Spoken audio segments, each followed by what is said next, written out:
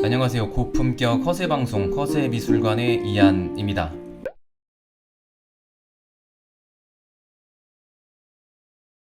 자, 오늘은 피카소 전시에 대한 이야기를 하려 해요. 얼마 전에 시작됐었죠. 5월 1일 날 뉴스에도 나오고 요즘에 미술 쪽에서는 매우 핫한 이슈인 것 같아요. 8월 29일까지 한다고 하죠. 그 파리에 있는 피카소 국립미술관에서 임대를 해온 겁니다. 제가 홈페이지를 보니까 현재 파리 뭐 프랑스 전체적으로 팬데믹 때문에 문을 닫은 것 같더라고요. 그러니까 어차피 전시도 못하니까 임대해주면 뭐 그쪽에서도 돈을 벌고 우리나라에서도 규모가 큰 전시가 흔치는 않으니까 서로 윈윈인 것 같아요. 이번 영상만 보고 가도 피카소 전시를 알차게 관람하는 데는 문제가 없는 이야기를 해보려고 합니다. 피카소가 스페인 사람인지 모르는 분들 되게 많습니다. 어렸을 때 피카소가 스페인 사람인지 몰랐어요. 근데 스페인 안달루시아 주가 남쪽이죠. 되게 더워요, 여름에. 말라가 쪽에는 아주 아름다운 해변이 있습니다. 그쪽 동네에서 태어났어요, 피카소가. 1881년, 19세기 말 사람이죠. 이 안달루시아 주라는 이름이 알 안달루스라는 옛날 스페인을 지배했던 이슬람 왕국의 이름이거든요. 그 이슬람의 문화가 가장 잘 남아있는 곳이 여기 안달루시아 주입니다. 그래서 제가 농담으로 가끔 이야기하는 게 피카소가 워낙 여자를 좋아하고 바람둥이다 보니까 이 이슬람 피가 흐르거든요, 실제 스페인 사람들이. 피카소의 조상은 분명히 술탄일 것이다. 저는 이런 이야기를 간혹 하죠. 대표작이 우리가 잘 아는 뭐 아비종의 처녀, 그리고 게르니카라는 작품이 있죠. 20세기 최고의 화가를 뽑으면 피카소는 당연히 최고 화가 중에 당연히 들어가는 굉장히 유명한 화가죠. 어머니 초상화래요. 제목은 예술가의 어머니 초상이라는 작품이고, 피카소가 어릴 때부터 어머니로부터 엄청난 사랑을 받고 자랐습니다. 우리 피카소 최고야. 그리고 부모도 그렇고 주변에 뭐 이모, 친척들도 그렇고 주변에 다 여자들밖에 없었대요. 특이하게. 그러다 보니까 이런 게 생긴 것도 있대요. 여자들은 나를 좋아할 수밖에 없구나. 어릴 때부터. 여자들은 다 나를 좋아해 주니까. 피카소 오냐 오냐 넌 최고야. 제일 잘생겼어. 이러니까. 엄마가 그랬대요. 피카소한테. 너가 만약에 군인이 된다면 너는 장군감이야. 너가 사제, 그러니까 신부님이 된다면 너는 교황이 될 거야. 라고 했대요. 그래서 피카소가 뭐라고 했냐면 나는 그 대신 화가이고 피카소가 되었다. 자신감 쩔죠. 이게 피카소입니다. 얼마나 이 사람이 진짜 자아가 강한지 이런 걸 알 수가 있는 유명한 이야기고, 피카소가 어릴 때부터 천재란 말 많이 들으셨죠? 많이들 얘기합니다. 피카소가 어릴 때부터 천재였고 어른처럼 그렸다. 근데 이게 꼭 틀린 말은 아닌 게 13살 만으로 14살 정도, 그러니까 한 중1 정도 나이에 이 정도 그렸습니다. 이 어머니 초상화도 어린 시절에 그린 걸로 알려져 있죠. 피카소 이런 말을 했대요. 나는 라파엘처럼 그리는데 4년밖에 안 걸렸지만 아이처럼 그리는데 평생 걸렸다. 이런 말도 유명한데, 근데 그건 있습니다. 피카소 소묘도 그렇고, 근데 그런 건 있어요. 피카소가 스페인 최고 명문 미술 학교 산 페르난도 아카데미를 또 월반했거든요. 그걸로 봐서 진짜 천재인 건 맞는데 현실과 이런 거 좀 다르잖아요. 근데 피카소 나이 때 14살 무렵에 그럼 우리의 예고 준비한 애들 이 정도 못 그리나 생각을 해봤을 때 저는 꼭 그렇지만 않다는 거를 현실로 느꼈거든요. 그리고 라파엘처럼이란 말을 했는데 우리가 기억하는 고전주의 시대 때 이 화가들이 이 피카소 나이 때 이 정도 못 그릴까 과연? 저는 그건 또 아니라고 보거든요. 그래서 이런 게 있습니다. 피카소가 자기 어필을 되게 잘하는 화가예요. 포장도 잘하고 그 영향도 저는 있다고 봅니다. 피카소가 어릴 때 잘 그린 건 맞지만 이게 다른 역사적인 천재들과 비교했을 때 월등하다고는 볼 수는 없다. 특히 뭐 클림티 같은 경우 어릴 때 소묘 보면요, 진짜 저는 이 피카소 소묘 아무것도 아니거든요. 피카소의 천재성은 오히려 어릴 때 이 그림이 아니라 어른이 됐을 때 새로움을 추구하는 그 20세기 현대미술이 추구하는 천재상에 오히려 가깝다고 저는 봅니다. 그래서 피카소 여자 이야기를 빼놓을 수가 없는데 이번 전시에도 이거 관련된 그림이 많더라고요. 피카소 여자 이야기가 솔직히 썰풀기 재미있는 주제이긴 합니다. 근데 그것보다도 피카소는 여자가 바뀌면서 그림도 많이 영향을 받고 많이 달라졌거든요. 그것에 대한 이야기를 하려고 하는데, 본격적으로 거쳐간 여자를 공식적으로 7명이라고 많이 보거든요. 썸탄 여인도 포함해 8명 정도. 그 외에 밝혀지지 않은 여자들 뭐 포함하면 뭐 셀 수가 없겠죠. 자식은 넷을 낳습니다. 첫 번째 부인 올가와 아들을 낳고 폴, 마리 테레즈와 딸을 낳았어요. 마야, 그리고 도라 마르와는 애 안 낳고 프랑스와 질롯의 자식이 둘이나 됩니다. 그래서 총 넷을 낳았죠. 그리고 마지막 연인이 자칼린인데 결혼은 두 번 하셨습니다. 예, 올가라는 발레리나 출신 여인과 마지막 말년에 자칼린이라는 어린 이제 부인과 이제 재혼을 하셨죠. 그러니까 이혼을 평생 안 하려고 했어요. 근데 누가 이혼을 거부했냐는 뭐 말이 많은데 올가라는 부인이 먼저 돌아가셨거든요. 그래서 강제 이혼이 된 겁니다. 그래서 법적으로 이제 재혼을 할 수 있게 된 거죠. 자, 피카소가 젊은 시절에 바르셀로나에서 짧게 활동을 하고 파리에 건너갔는데 그때 되게 가난했을 때 까사 헤마스라는 절친과 같이 살았대요. 아파트에서. 이때가 세탁선에 들어가기 전인 걸로 알아요. 저는 이 까사 헤마스가 제르망이란 여인 때문에 자살을 했거든요. 술 먹고 고백했다가 차여가지고 피카소가 하필 그때 없었어요. 이 술자리에서. 피카소가 내가 만약에 가사이마스와 같이 있었다면 친구 절친의 죽음을 막을 수 있었을 텐데 하면서 많이 후회를 했대요. 그런데 이 친구가 죽은 아파트에서도 몇 달 더 살았는데 죽은 친구의 집에서 친구를 죽게 한 이 제르망이란 여자와 관계를 합니다. 근데 이전부터 가사이마스라는 절친이 제르망을 짝사랑한 거 알면서도 예, 관계를 먼저 가졌다고 하는 게 피카소죠. 그래서 이때부터 일명 청색시대라고 하죠. 친구의 죽음을 계기로 우울한 컬러인 블루를 많이 썼다고 많이 보는데 그래서 이 주제도 까사헤마스의 장례식이란 주제인데 이 그림이 피카소가 이전에 고전 화가들을 많이 따라하거든요. 이게 그 유명한 엘 그레코의 오르가스 백작의 장례식을 오마주해서 구도를 따라해서 그린 친구의 장례식 주제의 그림이죠. 그래서 이 자화상도 그래요. 피카소가 머리숱 많았을 때네요. 모자 아니겠죠? 원래 대머리 아니었습니다. 자화상인데 푸른 계열을 쓰고 있죠. 근데 요때 꼭 푸른색만 쓴 게 아니라 핑크 색깔, 약간 붉은 따뜻한 색깔도 좀 병행했던 것 같아요. 청색 시대의 말기로 가면 같은 청색 시대인데 요런 컬러도 구사했습니다. 제가 봤을 때는 화가가 그림을 그리는데 지금은 청색 시대야 이렇게 말하고 단정 지으면서 그림 그린 거 아니잖아요. 근데 그 후대의 학자들이 구분 짓는 거 되게 좋아하잖아요. 그래서 약간 억지로 구별한 것도 없지 않아 있는 것 같아요. 항상 청색만 있는 것도 아니고 요때 장밋빛 시대라고 하거든요. 주로 로즈, 그러니까 약간 분홍색 컬러를 많이 썼다고 해서 근데 이때 보면 다 장밋빛 컬러는 아니에요. 또 다 대략 이 정도 구별하는데 이게 꼭 정확하진 않다는 걸 말씀드립니다. 보통 장밋빛 시대를 1904년도로 보는데 이거는 1901년도고 이미 장밋빛 시대와 비슷한 컬러를 구사했습니다. 이전부터 우울한 푸른 컬러에서 이런 핑크빛, 분홍색빛의 따뜻한 계열의 컬러를 구사한 계기는 베르낭드 올리비에라는 뮤즈를 만나서 그렇다는 말을 많이 합니다. 베르낭드 올리비에 이 여인 프로필 사진을 보면 너무 안 이쁘게 나왔거든요. 근데 제가 일부러 다른 사진을 가져왔습니다. 좀 찾아서. 이 여인이 화가들에게서 굉장히 인기가 많았던 모델이었대요. 매력적이라서. 제 기억으로는 이 여인을 만났을 때 고양이를 딱 넘겨주면서 이렇게 유혹을 했다고 합니다. 피카소가. 불타는 사랑을 하면서 둘이 동거를 하는데 그 유명한 세탁선 파리 여행 가시는 분들 일부러 피카소 옛날 집 구경하는 분도 계신데 그 집에서 동거를 하죠. 워낙 인기가 많다 보니까 자기는 이렇게 여자 만나러 막 친구들 만나러 막 놀러 가도 자기 외출할 때 이 베르낭드를 감금시켰대요. 잠수대 잠그고. 이건 나빴죠. 그 정도로 이 여인에게 집착을 했었죠. 한때는. 이때에 자주 그린 그림 시리즈가 삐에로, 그러니까 광대 같은 이런 주제로 많이 그림을 그리게 됩니다. 장밋빛 시대의 색깔 맞죠, 이거는.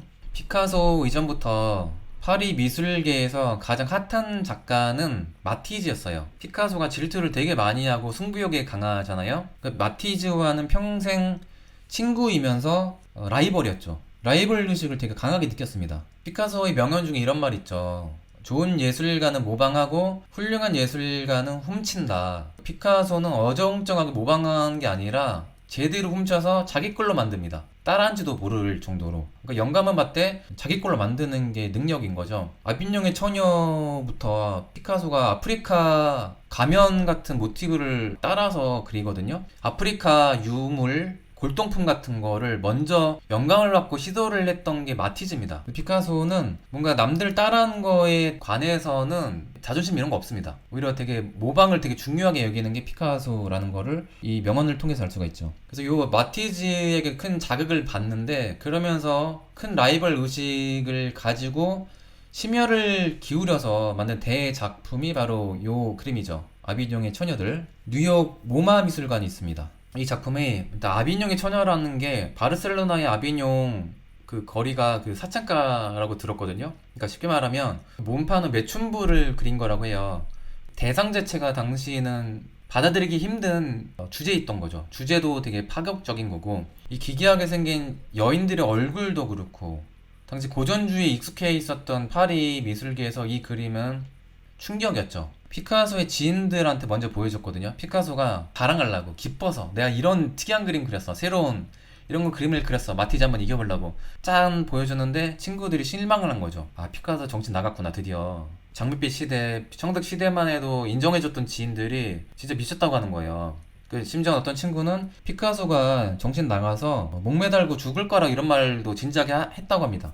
반응은 썩 안 좋았는데 좀 의기소침해서 전시도 안 하고 창고에 짱 박아놨거든요. 그런데 나중에 이 그림 별로 관심도 없어 했던 갤러리 관계자가 뒤늦게 이거 비싼 값에 사겠다고 한 거죠. 진짜 이거 그런 거 보면 사람을 몰라요. 뭐가 뜰지 몰라요. 유일하게 피카소를 이해하려고 노력했던 게 브라크란 친구거든요. 브라크란 친구가 피카소에게 이 아비뇽 처녀 전시를 만류했습니다. 야, 너 이거 전시했다가는 큰일 날 것 같아. 망신당할 것 같아. 그러니까 좀 참아봐. 이런 말을 했는데 1년 뒤에 요거 비슷하게 좀 따라해서, 그러니까 약간 각진 느낌을 모티브로 남프랑스 풍경화를 먼저 발표하거든요. 1908년도 1년 뒤. 자신의 요 아비뇽 처녀 전시는 막아놓고 자기가 먼저 그림 발표하니까 얼마나 좀 기분 나쁘겠어요? 좀 한 소리 했던 걸로 알아요. 이놈이 먼저 선수 쳐버렸네? 이상한 큐브 같다고 해서 브라크의 그림이 평론가들이 뭐야 이거 이상한 큐브 같네 해서, 그래서 큐비즘이 된 겁니다. 큐비즘. 그러니까 입방체주의라는 말인데, 이 말이 한자어로 되게 복잡하잖아요. 우리말로는 이상하게 입체주의로 잘못 번역을 하는데, 제 추측컨대 일제 때 우리의 모든 이론 교과서가 일본식으로 많이 번역돼서 그대로 배운 게 지금까지도 많이 남아있잖아요. 혹시 그런 게 아닐까, 일본식으로 번역된 게 입체주의란 말로 번역돼서 지금도 입체주의로 쓰이지 않을까라는 추측을 합니다.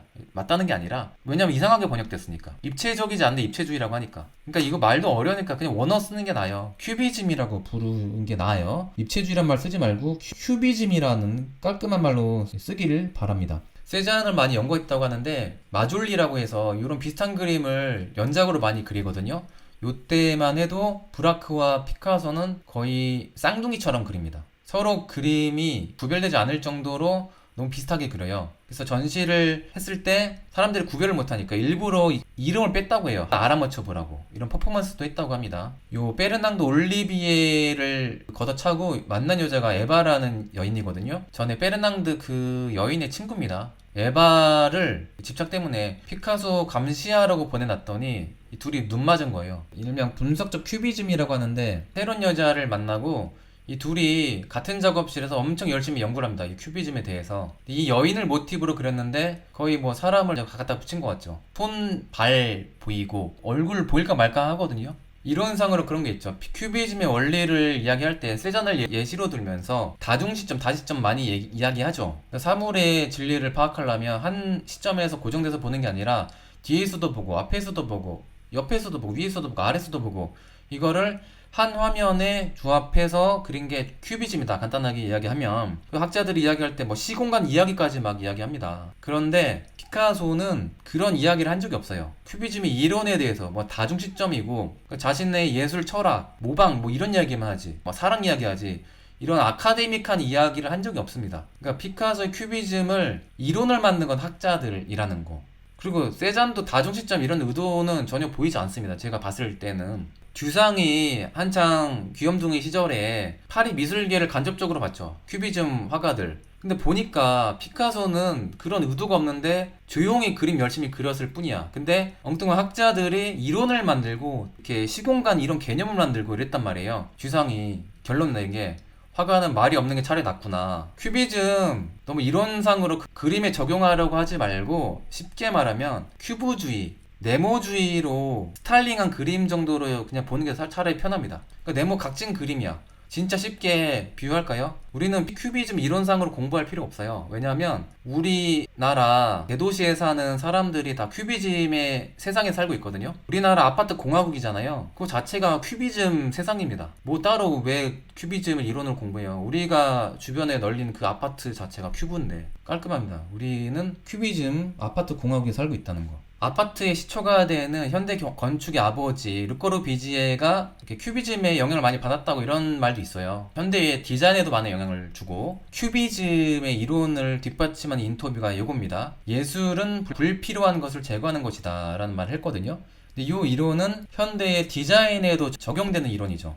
불필요한 짜질구리한 거 다 없애는 게 모더니즘 디자인 혹은 미니멀리즘 디자인의 철학이잖아요. 피카소의 큐비즘부터 이후에 나오는 뭐 바우하우스부터 현대 그래픽 디자인의 그 흐름 보면 이게 연결이 됩니다. 현대 미술에서 꿈보다 해몽 진짜 많습니다. 자, 그래서 이때 비슷한 그림 중에 하나가 만돌린 든 남자, 악기 든 남자 시리즈로 많이 그리고 자세가 요 얼굴도 그렸어요. 네, 여기가 살짝 손 얹은 것 같고. 그 이론상으로 큐비즘은 전개도 그 학자들의 주장에 따르면 그 전개들을 또 자신의 주관대로 마구 섞는 건데 그렇게 따지더라도 그런 의도가 보이지 않습니다. 그냥 스타일링이에요. 네모 스타일링. 요때 그림들 보면 거의 추상에 가깝습니다. 그림이 아니라 회화가 아니라 원래 있던 오브제 나무 조각 이런 거를 가지고 꼴라주는 종이를 붙이는 거잖아요. 이거는 입체를 붙이는 겁니다. 아상블라주라고 많이 하죠. 기타와 베스란 작품. 이번 전시에 있다고 하는데 이 작품이 보험 평가액이 800억이나 된대요. 다른 그림보다 훨씬 높습니다. 제가 봤을 때는 근데 그림 평가액이라기보다는 이게 아무래도 그 나무 조각을 붙인 거다 보니까 파손될 우려가 가장 많아서 보험 평가액이 오히려 더 높지 않을까라는 개인적인 추측입니다. 자, 요 그림 저는 직관을 한 적이 있어요. 이 그림이 한번 마드리드로 출장 온 적이 있거든요. 피카소 특별전 때. 전 세계에서 피카소 특별전 되게 많이 해요. 그래서 뭐 홍보할 때 마지막 기회라고 이런 전시 없다고 하는데 아니에요. 100여 점 하는데 이 원래 피카소 파리 국립미술관 가면 1000여 점 넘겠는데 3000여 점인가? 그 중에 정말 일부 온 거예요. 근데 그 중에 한국에서 학살이란 작품이 한국에 온 게 의미 있는 일이라서 이 전시가 오히려 되게 핫 이슈인 거지. 이게 뭐 죽기 전 마지막 기회다 이런 건 너무 과대 홍보가 아닐까 싶기도 하고. 근데 이 올가라는 러시아 출신의 발레리나와 사랑에 빠집니다. 공연 준비하면서 피카소 공연 의상이라든지 디자인도 참여를 했거든요. 그래서 이 발레리나와 사랑에 빠지면서 결혼까지 합니다. 피카소가 결혼하기 전에 고민을 많이 했다고 해요. 내가 과연 결혼이 어울리기나 할까? 안 어울리죠. 피카소한테 결혼을 하면 안 됩니다. 피카소는 그 나중에 후회하죠. 근데 이 여인이 그러니까 상류 사회에서 교류하고 비싼 음식 좋아하고 비싼 옷 좋아하고 되게 클래식한 사치도 있고 그런 여인이었대요. 근데 피카소의 성향과 전혀 안 맞습니다. 피카소는 돈이 많을 때도 되게 털털하거든요. 되게 소박하게 삽니다. 그래서 그냥 보면 이게 부자인지 알 수 없을 정도로 그냥 털털하게 살잖아요. 비싼 옷도 잘 입는 걸 못 보고 그 말년의 사진들 보면 성향이 점점 안 맞아지는 거죠, 나중에. 이 여인이 피카소의 이런 기괴한 그림도 이해를 못 합니다. 왜 당시 유명한 화가인데 그림 이상하게 그려. 그래서 부인 취향대로 나 좀 이쁘게 그려줘. 그래서 그때 나온 그림이 고전주의로의 회귀죠. 옛날 스타일로 돌아간 겁니다. 나쁘게 말하면 태화인 거죠. 피카소 원래 이런 걸 추구한 게 아닌데 부인의 영향 때문에 그림이 이렇게 바뀌었다는 거. 안락 의자의 올가 자기 부인 초상이죠. 그리고 부인과 한창 좋았을 때 노르망디 쪽 해변가에서 휴양을 즐기러 갔을 때의 그린 거라고 해요. 물론 올가 여인을 그린 것 같지 않아요? 해변에서 노는 두 여인이란 작품. 피카소 이야기 설명할 때 이 그림도 자주 봤던 것 같아요. 제 기억에는. 분유 광고에 어울릴 것 같다고요, 이 그림? 분유 광고? 되게 창의적인 뷰다, 줄리안님. 올가와 아들 폴을 낳죠. 폴을 그렸을 때도 삐에로 복장으로 많이 그렸을 때입니다. 삐에로 또 복장 입히고 폴을 그렸을 때인데 약간 고전주의에서 벗어나서 약간 마네의 약간 평면 스타일과 좀 비슷한 것 같기도 해요. 이때 보면 또 완전한 고전주의는 또 아니다라는 게 좀 보이는 그림도 있고 그래요. 형태는 조금 더 왜곡하고 그런 게 있습니다. 부인과의 사랑이 오래 가지 않죠. 1925년도에 부인과 좀 사이가 멀어질 무렵입니다. 춤추는 세 명의 사람이란 작품인데 피초트라는 이 친구가 죽었거든요. 그래서 그 친구의 죽음도 모티브가 있다라는 설도 있어요. 여기 약간 총구멍 비슷한 것도 있으니까. 이 전형적 큐비즘과 비교해 볼게요. 우리가 말하는 큐비즘이 이런 그림을 말하거든요. 각진 느낌? 혹은 아쌍블라주로 이런 느낌? 이 그림과 많이 차이가 나죠. 이 그림 엄연히 말하면 큐비즘 아니라고 봅니다. 그러니까 요때 시기를 보면 초현실주의 시대라고도 구별하는 것 같더라고요. 물론 부분적으로 이런 콜라주 느낌, 요 약간 면분화란 느낌은 일부 큐비즘이긴 한데 피카소가 대단한 게 이런 겁니다. 성공은 위험하다. 자신을 모방하는 것이 다른 사람을 모방하는 것보다 더 위험하다. 다른 인터뷰입니다. 이거. 네. 다른 사람을 모방하는 것은 필요하지만 자신을 모방하는 것은 한심하다라는 말을 했어요. 근데 그런 게 있죠. 보통 화가들이 어떤 작품으로 대박이 나면 같은 시리즈를 계속 그립니다.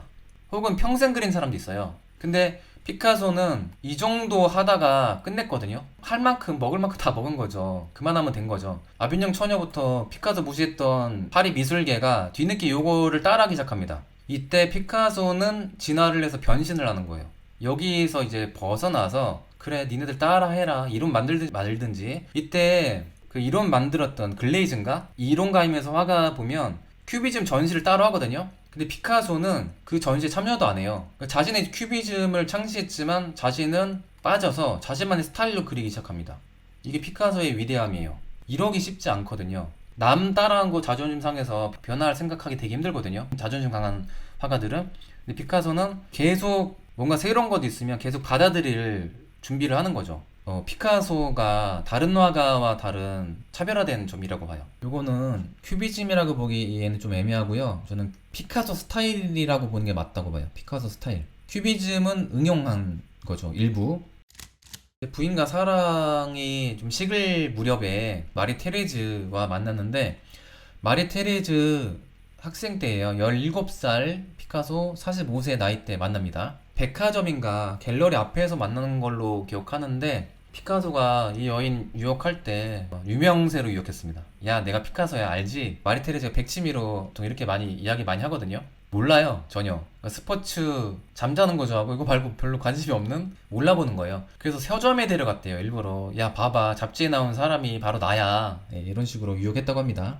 이 여인과 만나고 살림까지 차리거든요. 이 부인과 올가의 집, 피카소의 원래 집이죠. 이 원래 집에서 맞은편에 따로 살림까지 차려줍니다. 왜냐면 자주 보고 싶으니까. 8년간 비밀 연애를 해요. 와, 8년간 비밀 연애하기 힘들 것 같은데? 원래 이 여자들의 촉은 초능력이잖아요. 제가 봤을 때는 알고 있었을 것 같아요. 말은 비밀 연애라고 하지만 올가가 몰랐을까 과연? 이 마리 테레즈를 양육하면서 이제 애인으로 만든 거죠. 처음에는 이 마리 테레즈가 착한 옆집 아저씨 같은 느낌으로 생각을 했대요. 근데 아니죠. 피카소는 흑심이 있었습니다. 피카소 사후에 자살을 하는 비운의 여인입니다. 딸 마야를 낳죠. 마리 테레즈를 만날 때부터 피카소의 전성기가 아닐까. 피카소가 형태의 왜곡을 굉장히 즐기죠. 이 무렵부터. 큐비즘보다는 데포르마시온, 요 왜곡 기법을 되게 즐겼을 때인 것 같아요. 이때부터. 빨간 안락 의자의 큰 누드란 작품. 자, 그리고 여인의 상반신이라는 요건 조소죠. 청동인가? 재료는 모르겠네요. 질감이 좀 똥 같네요. 자, 요 작품은 이번 전시에 있습니다. 자, 요거 진짜 유명하죠? 꿈이라는 그림입니다. 꿈. 이 그림이 바로 이 마리 테레즈를 모티브로 그린 그림이에요. 제가 왜 제목이 꿈인지 아까 말씀드렸죠. 이 마리 테레즈가 TV 보고 맨날 낮잠을 즐겼대요. 하도 잠을 많이 자서 그래서 그린 겁니다. 실제로 잠을 진짜 많이 잤대요. 경마 이런 거 되게 좋아하고 놀이공원 좋아하고 잠자는 거 좋아하고 그렇게 지적이진 않고 이런 순수함에 반하지 않았을까. 피카소가 인터뷰 때도 밝혔는데 요 그림도 그렇고 여성의 가슴을 되게 강조하죠. 이거 여기도 그렇고 그리고 이번에 가장 유명한 전시 작품 중 하나 이 그림도 그렇고 피카소가 마리 테레즈의 가슴에 되게 집착을 했대요. 이 시기에 이거는 인터뷰에 나옵니다. 마야 딸한테도 야 네 엄마 가슴 너무 이뻤는데 이런 얘기를 했어요. 요게 그냥 나온 게 아니라 피카소가 이때 가슴에 집착했을 때라는 게 이제 나온 거죠. 이런 해석도 있는데 요게 남자 성기 비슷하잖아요. 요게 성적인 그런 비율을 암시한다는 설도 있는데 이건 너무 오바가 아닌가. 이거 그렇게 찾아내는 그 해석이 더 대단한 생각이 듭니다. 굳이 그렇게 보이나 이게? 요 컬러풀한 알록달록한 색깔 보면 이거는 분명히 마티즈의 영향이다고 저는 봅니다. 근데 야수파 마티즈를 따라했다는 느낌은 또 안 들어요. 이 패턴된 이런 느낌 마티즈의 그림에도 좀 나오거든요. 일부는 좀 보일 수 있겠지만 그냥 봤을 때는 마티즈란 게 안 느껴지죠. 이게 피카소가 말한 도둑질인 거죠. 그러니까 좀 아마추어는 모방을 해요. 예, 흉내는 티가 납니다. 근데 피카소는 이거 보고 처음에 누가 마티즈라 생각해요. 피카소라고 생각하죠. 이 작품이 이번에 들어온 한국에서 양민학살 못지않게 가장 유명한 그림이지 않을까. 그러니까 눈을 엉뚱하게 그린 게 어떻게 보면 피카소의 트레이드마크죠. 그러니까 요거는 큐비즘의 영향이라기보다는 피카소 스타일이라고 보는 게 맞는 것 같아요. 인터뷰에서 왜 당신의 그림에서 눈은 항상 엉뚱하게 달려 있나 물어본 적이 있는데, 그때 피카소가 한 말이 눈이 엉뚱하게 달려 있어야 비주얼적으로 충격을 준대요.